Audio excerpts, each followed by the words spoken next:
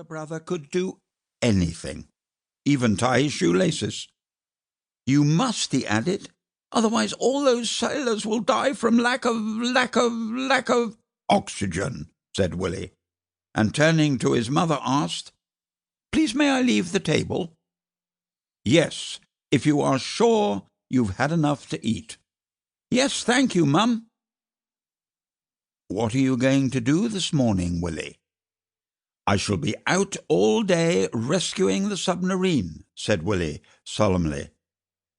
Willy's dad laughed from behind the newspaper, and his mother smiled. But Willy didn't notice. He and Jamie were already on their way back to their bedroom. Chapter 2. Willy to the Rescue. Willy found Randolph the bear on the bed, reading his own morning paper, the Bear News. The old patched-up bear was Willy's closest friend. He had once belonged to Willy's grandmother, and then his mother. Randolph was sitting next to Yo-Yo the cat, who was curled up in a ball and fast asleep.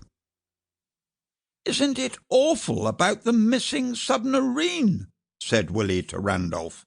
"It certainly is," said Randolph. "In fact, I think it's a tragedy." "What can we do about it?" asked Willy. "Yes, what can we do about it?"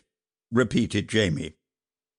"Well, it's obviously no use trying to discuss the problem with Yo-Yo," said Randolph, staring down at the sleeping, overweight, silver-grey tabby.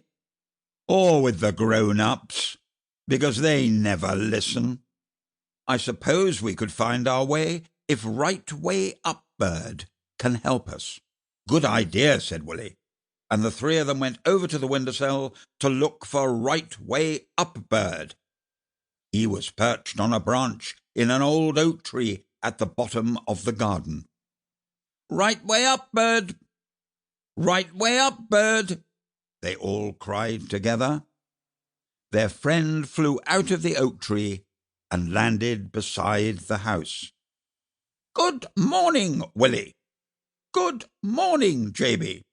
"Good morning, Randolph," said the bird, looking up at them. "We need your advice, please," said Willy. "At your service," said Rightaway Bird. He was always happy to help Willy, because it was thanks to him he was right way up at all. When he lived in the square world, he'd only been able to fly upside down and could never land on his feet. Then Willy had come and rescued him.